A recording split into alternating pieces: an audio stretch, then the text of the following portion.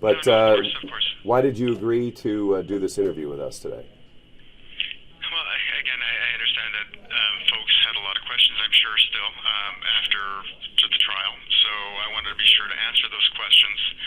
I think especially a lot of folks are wondering, if I'm innocent, or if I still maintain my innocence. And yes, I am innocent, despite the verdict. So we understood yesterday they were holding you in a special suicide cell. Is this true? It's true, but it was not out of any concern that I could see. So directly after the verdict came, and I had prepared my family, we talked about it, and I said, if I believe I proved my innocence to the jury, but if for some reason things don't go the way we hoped, don't worry. I've got, I'm working on appeals, and I believe I'll be out in maybe 4 or 5 years, 3, 4, 5 years. So don't worry, we're going to be okay. And I conveyed that to the folks that were returning me to my cell. And despite that, they decided I needed to go into a suicide watch. The psychiatrist had come and seen me, and she said that, she had no concern for me and any suicide risk or anything. Yet still they decided to throw me into that room. And it's a room where they strip you down naked. It's a cold room. It's windowless. The lights are on 24 hours a day. And they give you a cargo blanket, and there's no form of entertainment, nothing to do. You've got to just stare at the walls. I don't believe I did anything to justify putting me in that situation, but it is what it is. They did that for a day. Are you so? As far as any concern about hurting myself, no, there is none. I'm ready to continue fighting and to continue telling my story and to get home. What are your feelings about Jeff Garriman? What's your opinion of Jeff Garriman? He didn't deserve to die. I was not necessarily a fan because he the articles, but that's it. I don't know what else to say about it. There's certainly not enough anger there to kill somebody. How do you feel about Jeff Garriman's murder? I think it's crazy. Again, it's blown my mind for the longest time. And I do think there are a lot of people who are upset about it.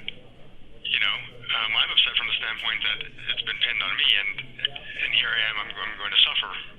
But I know that he had a lot of great contributions to the community, and we heard about that. So I'm sure there are really a lot of people who are who are upset and perhaps think that my conviction is some way to I don't know. I guess it's good for his memory, but again, it is what it is. Like I said, I didn't kill him, and it's unfortunate that he was killed. Do you have any message for Jeff Garriman's family? I am sorry for their loss. It sounds like he was a wonderful uncle and a great brother. And again, I like I said, the kind of person that I am, I can really appreciate the wonderful things that he did for his family. So if you didn't murder Jeff Garriman, who did? I don't know. Again, I've said who I believe it is, and their motivations. These folks certainly have, if they weren't responsible, they certainly gained a pretty nice windfall from it all. After all my investigations got basically thrown to the wayside, I'm here and they continue on without criminal repercussions. So I believe that they are responsible, but I am not. I did not kill Mr. Garriman. So when you took to the stand a week ago, you said you thought Compass Realty, somebody that you had tried to expose because of their practices, you think Compass Realty might be behind the murder of Jeff Garriman? Yes. So if again,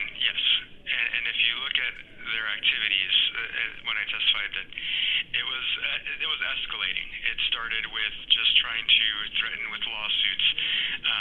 Then it came to approaching the county, and then it came to disparaging me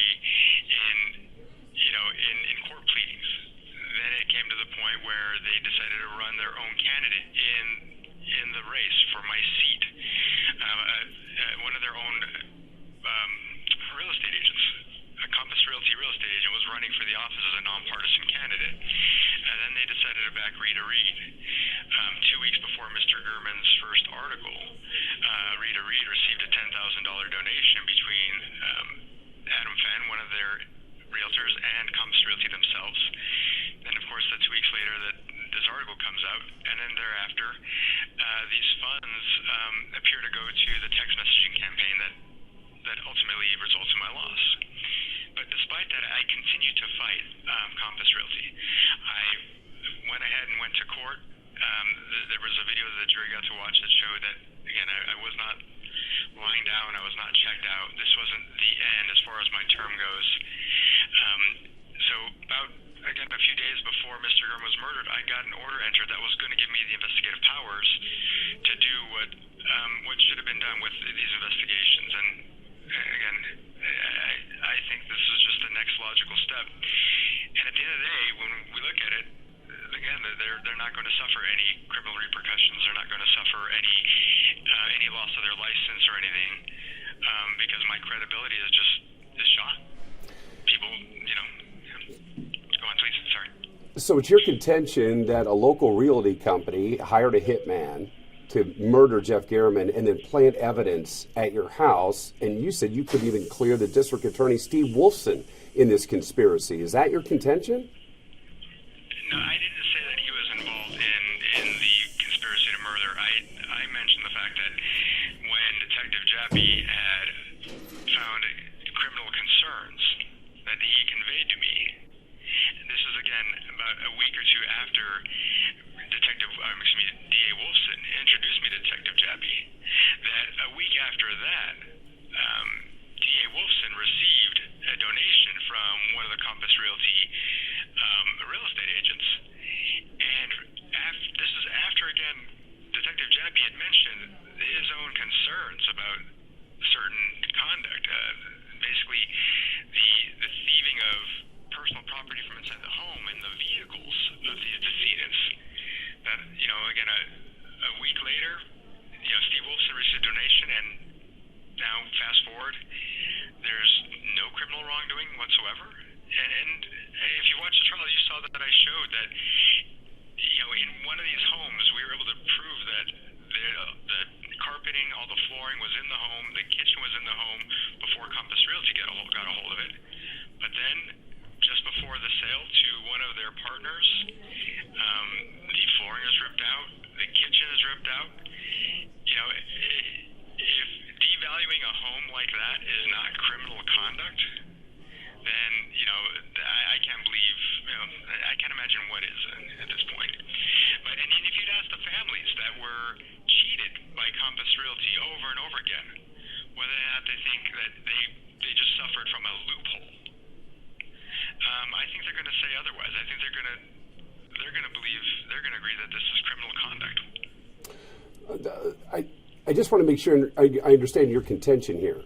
What you're alleging is that a local realty company hired a hitman to kill Jeff Garriman and plant evidence at your house. Is that what you're saying? This is my belief, yes. But you had 12 members of a jury who didn't believe you, who think you're a liar. Well, again, so the jury is wrong? So, again, you may recall, during that day, at 8:50, they made a big deal out of the fact that I'd sent a text message exchange between me and my daughter at 8:50 from my home. And if you watch and you see testimony, you hear that at 9:10, this SUV pulls into my neighborhood. I'm at home at the time. This SUV pulls into my neighborhood, and then 2 minutes later pulls out of my neighborhood. So that was not my SUV. That was not me. I was at home when that killer pulled into my neighborhood. I understand this, but the jury heard all the evidence. The jury heard all the evidence. They got it wrong. 12 people in our community 12 people heard all of the evidence, including what you had to say, and said you're guilty. They got it wrong. Yes, sir. Okay, there's one bit of evidence. I think the most damning bit of evidence is your DNA was found under Jeff Garriman's fingernails. How? Again, I don't know that it was ever there to begin with. And Are you saying that was a setup? That they planted your DNA under Jeff Garriman's fingernails? How it got planted, I'm not sure, but I'll tell you this, that oftentimes... So the conspiracy goes all the way to these forensic people at Metro? That's how far the conspiracy goes? So basically, again, I'm not talking about a single conspiracy here. As you may know, oftentimes police will, again, plug holes in a case. I've read, and you got to imagine, I've had a lot of time here, and I've researched, and I've found cases where evidence is planted, even DNA evidence is planted.